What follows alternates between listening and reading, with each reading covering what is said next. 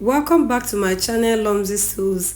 In today's sewing tutorial, I'm going to show you how I made this overbust corset with curved hem. And this tutorial is going to be a sewing tutorial. So if this is what you would like to learn, you would like to see the sewing tips and tricks on how I sew this overbust corset, then continue watching till the end. This is the main fabric I'll be using for this. You need 1.5 yards of main fabric, and also you'll be needing 1.5 yards of lining. I have cotton lining here. Also, I'm going to also use this interfacing. We call it hairstay in Nigeria. It's the woven type of interfacing. And then I'm going to also use this type of interfacing that looks like paper. I don't know what to call it, but we call it paper gum stay in Nigeria. Please, if you're in the diaspora and you know the names of these things, what they call them outside of Nigeria, please let me know in the comment section. I'm also going to be using this one they call wadding, and then this hemming gum. You can use the smaller type. I have this one, that's what I'm going to use. Also this plastic boning, and I also need the ridgeline boning. This one is the 8 mm. So also I'm going to use this bust hem. This is very important. If you're making corsets, make sure you invest in that. Then this is a pattern I'll be using for this. I'm going to use this pattern to cut out on my fabric. So I'm going to use this pattern to cut out on my main fabric and also my lining piece. I'm going to make sure they are all equal. No one is bigger than the other or longer than the other. So I'll go ahead and cut this on fabric. Before I started cutting this out, I already fused my interfacing on the main fabric before cutting it out. So you will see what I mean. I'll go ahead and sew this. So look at the inside. I use the woven interfacing to interface it before cutting it out. As you can see, I like to always do that because it's neater when I'm done making my clothes. So I'll go ahead and place this right side facing together to sew it. I added 1/2 inch sewing allowance, so that's what I'm going to sew here, right side facing together. Make sure to note that. So I'm going to place it like this also on this side and sew 1/2 inch away. So after sewing it, this is it, and I have made lines for the boning channels.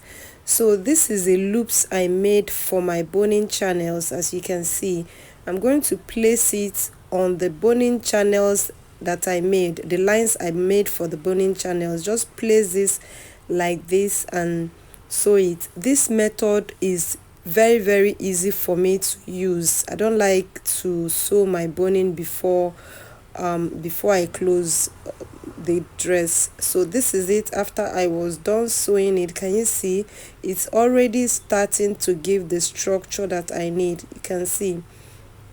So the next thing is the lining piece. For the lining, I've already gone ahead and done this caging to it. I didn't remember I was recording when I was making it, but it's okay. You can see the design of the bust caging. Before I started sewing the ridgeline boning on it, I used this wadding to iron on it.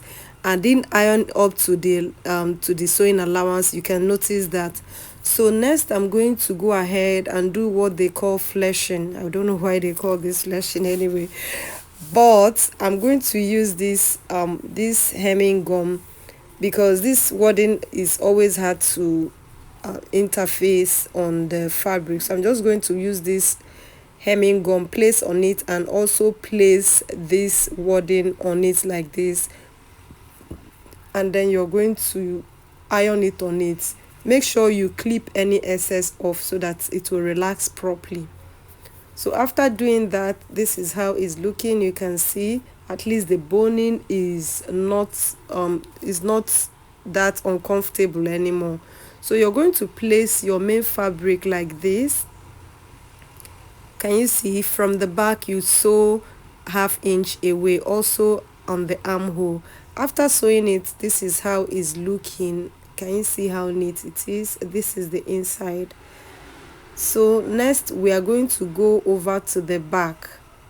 So remember, I have not added any boning to this, just the bust caging. After I'm done, we're going to go ahead and put the bust caging. So you can see the structure is already there even without the boning. So this is the back. This is the channel I'm using for the back. So I don't want to add any boning to this because this is just a tutorial. Because of this video, you can go ahead and add a channel at the back here, but I don't want to do that. So the next thing I'm going to do is to sew close the shoulder or the neckline. So after I was done sewing it, this is how it's looking. Next, we're going to make the casing for the boning for the eyelets. So this is my fabric. I have 2 inches here, as you can see. It's 2 inches, and I made sure one side is shorter than the other. Can you see? After folding it in, let me just put it like this. Can you see? This is like 0.25 shorter. So if you open it out, this is how it's going to look. I've already interfaced it with the woven interfacing, which is the hairstay. So you're going to fold this into 2 like this, making sure one side is also bigger. See it, and sew it here. So after sewing it, this is how it is. Can you see? So you're going to turn it over like this. When you turn it, you will notice that one side is still longer. So the side that is shorter, this side that is shorter, is the side that will be up. So you're going to place your main fabric into it like this. Can you see what I'm doing? So let me just put it in so that you understand. You can also pin this down if it's difficult for you to do. Just make sure the edge touches the crease line. That's all you're going to do. Just make sure you sandwich it properly like this. You can decide to pin it down. So make sure this gets to the crease line. That's the main thing. And then you're going to sew 1/2 inch for the boning and 0.7 for eyelets, also another 0.5 for boning channels. So this is it after I was done stitching it. Can you see? This is the back. There's still holes for you to put your boning and all that, the plastic boning. So I'm going to join the front and the back now. So you're going to place this one now right side facing together. Remember, the first one was wrong. This one is going to be wrong side facing together. The first one was right side. So you just sew this 1/2 inch. I'm going to go to my machine now and place it like that and sew it both on the other side. So after I was done sewing it, this is how it's looking.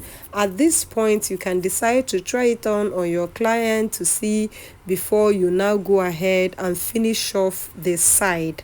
You're also going to add boning channels. You're going to add boning channels to that side.